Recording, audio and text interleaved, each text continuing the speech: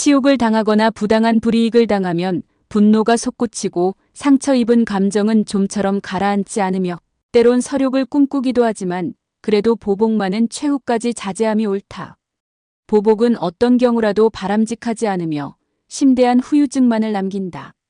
개인적 보복이 몸을 위태롭게 하고 국가적 보복이 나라를 위태롭게 하는 것이 그렇다. 복수는 복수를 낳는다는 말이 있는데 춘추시대의 두 나라의 제후들이 상호 복수를 이어가다가 두 사람 모두 파멸을 맞은 괴이한 사건이 있었다.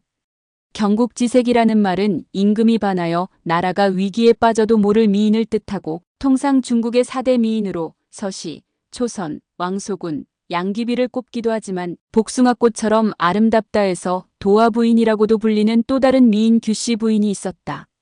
그녀는 대국인 초나라와 국경을 접하고 있는 시기라는 나라의 제후아내로 천하절색으로 소문이 자자했다. 기원전 684년 규씨 부인이 친정인 진나라로 가는 길에 채나라 제후의 아내인 언니를 만나보고자 채나라를 방문했는데 규씨 부인의 미모에 반한 채나라 제후가 음탕한 말과 행동으로 그녀를 희롱했다. 이를 수치로 여긴 규씨 부인은 친정에서 돌아와 남편인 식나라 제후에게 형부인 채나라 제후의 음행을 폭로했고 분노한 식나라 제후는 복수를 다짐하고 이웃 강국 초나라를 방문하여 거나한 조공을 바치면서 초문왕이 채나라를 공격하면 자신도 초나라를 돕겠노라 하였다. 오래전부터 채나라를 정복하고 싶었던 초문왕은 좋은 기회라 여기고 대군으로 채나라를 공격하여 채나라 제후를 사로잡았다. 초나라로 끌려간 채나라 제후는 처형을 간신히 면하고 살아났는데 자신이 그런 처지에 놓인 것이 식나라 제후의 계략에 따른 것임을 알고 이상한 방식의 복수를 꿈꾸었다.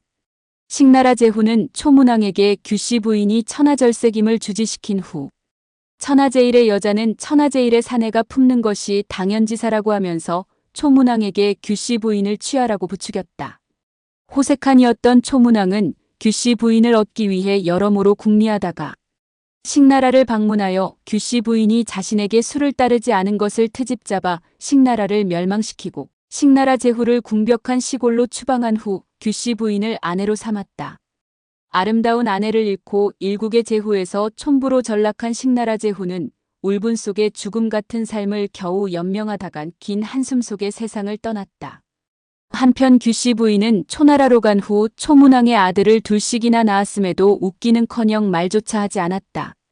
초문왕이 규씨 부인에게 이유를 묻자 그녀는 여자의 몸으로 두 남자를 섬겼으니 무슨 면목으로 입을 열고 말할 수 있느냐고 했다. 초문왕은 모든 게 채나라 제후의 음탕함에서 비롯된 것이라고 하면서 규씨 부인의 애통함을 풀어주겠다는 이유로 채나라를 공격했다. 채나라 제후는 초군의 공격을 견디지 못하고 웃옷을 벗은 채 엎드려 굴욕적인 항복을 했고 이후 초나라로 끌려가 죽는 날까지 귀국하지 못하고 포로의 신분으로 생을 마쳤다.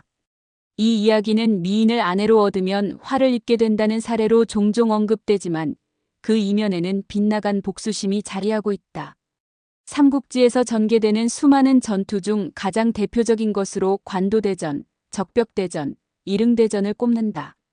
관도대전은 조조가 중원에 패권을 두고 당대 최고 군벌인 원소와 자웅을 겨루었던 전투였고 적벽대전은 유비와 송건이 동맹하여 조조의 100만 대군을 격퇴한 전투였으며 이릉대전은 유비가 의형제인 관우의 복수를 위해 오나라를 쳤다가 대패한 전투였다. 유비가 치른 두 개의 큰 전투 중 적벽대전은 촉과 오가 힘을 합쳐 위에 남하를 저지함으로써 삼국 정립의 계기를 만들고 유비의 촉이 비로소 나라의 형태를 갖추게 되는 최상의 결과를 낳았으나 이릉대전은 정반대의 결과를 가져왔다. 이릉대전의 원인은 관우의 죽음이었다. 삼국의 요충지인 형주를 지키던 관우가 오해 장수 여몽에게 패해 전사하자 촉의 황제 유비는 관우의 죽음을 애통해하며 복수의 전쟁을 하고자 했다. 당시 제갈량을 비롯한 촉의 신하들은 우리의 적은 조조이지 송건이 아닙니다라며 전쟁의 불가함을 극렬히 간했으나 복수심에 사로잡힌 유비의 고집을 꺾을 수 없었고 끝내 유비는 70만 대군을 끌어모아 오나라로 향했다. 유비의 공격을 차분히 준비하고 있던 오나라 장수 육소는 수차례 작은 전투에서 계획된 패배를 하며 유비의 자만심을 길러준 후 화공으로 총공세를 가하여 촉군을 대파했고 패주하던 유비는 변방의 백제성에서 한숨 속에 병사했다.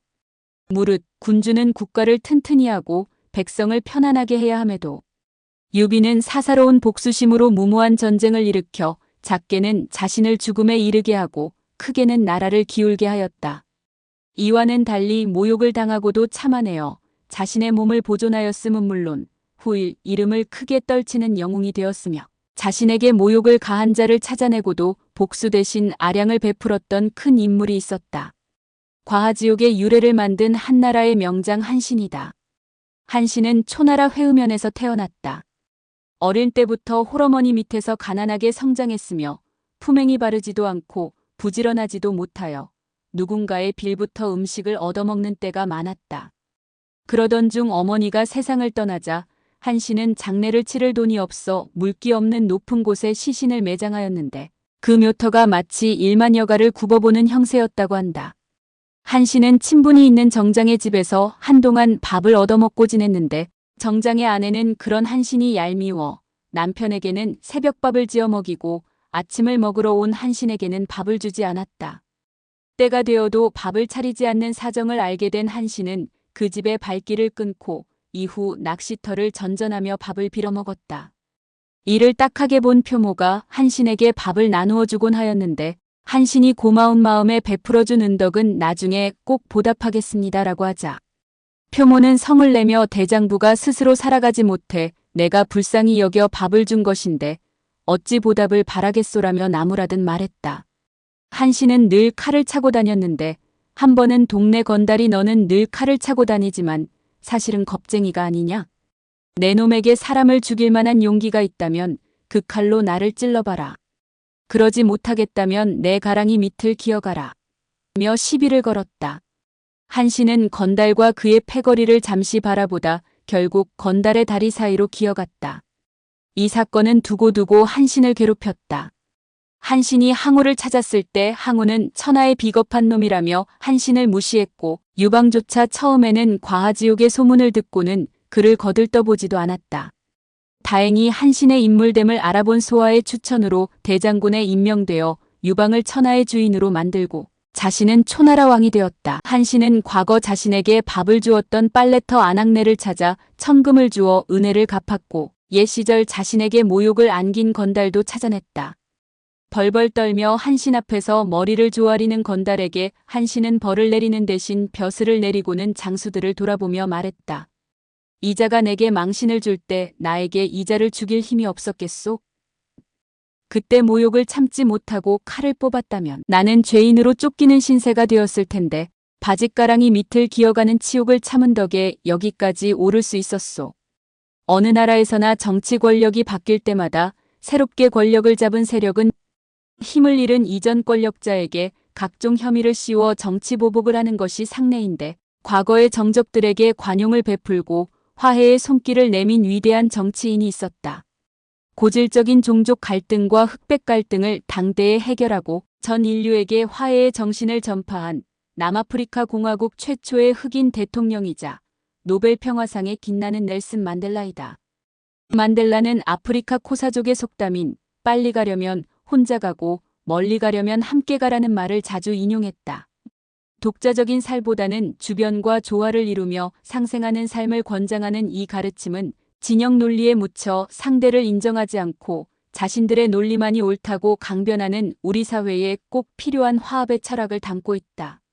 남아프리카 공화국은 전 세계 다이아몬드와 금 매장량의 50% 이상을 보유한 나라로 1815년 영국의 식민지가 되었다가 1910년 영국의 자치령이 되었다.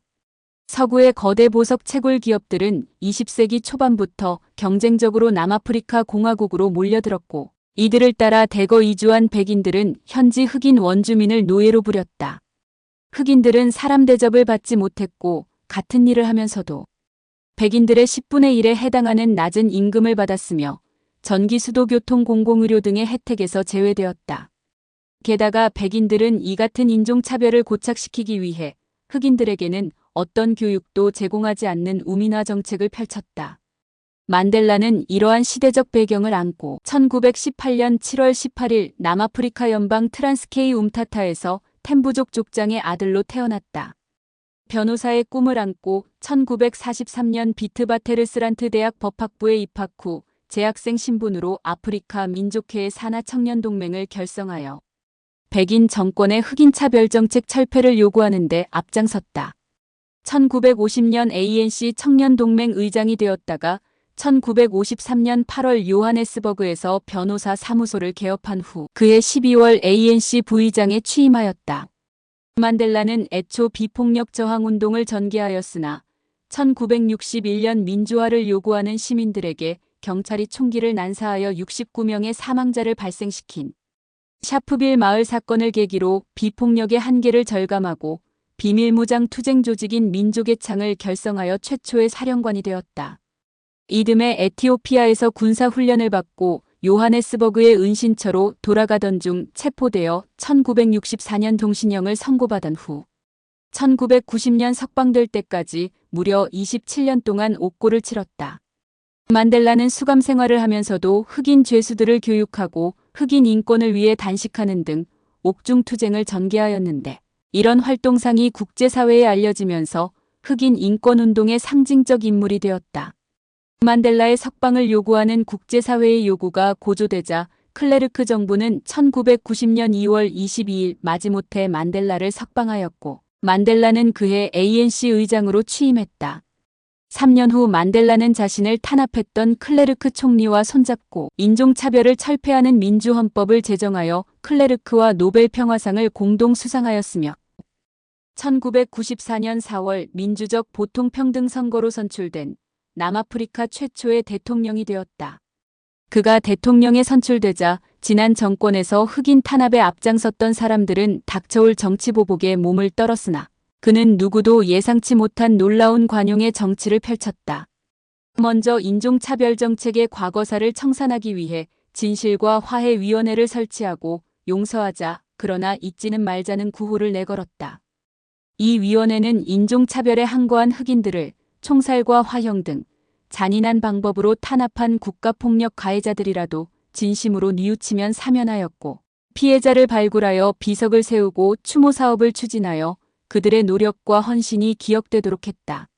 이렇게 만델라는 350년에 걸친 인종차별의 역사를 완전히 종식하고 1999년 임기를 마칠 때까지 남아프리카 공화국의 민주화와 국민 통합을 위해 헌신하였으며 정계를 은퇴한 이후에도 세계 인권을 위한 다양한 활동을 하다 2013년 12월 5일 전 세계인의 추도 속에 영광의 생을 마쳤다.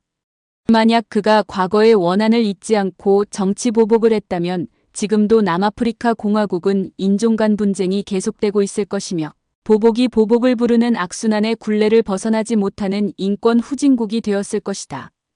어둡고 차가운 감옥에서 보석 같은 청장년 시절을 보내며 복수의 칼을 갈았을 법도 했건만 그는 자신을 핍박했던 원수 같은 정적들에게 보복의 칼날을 들이미는 대신 그들을 용서하고 화해의 대열에 합류시켰다.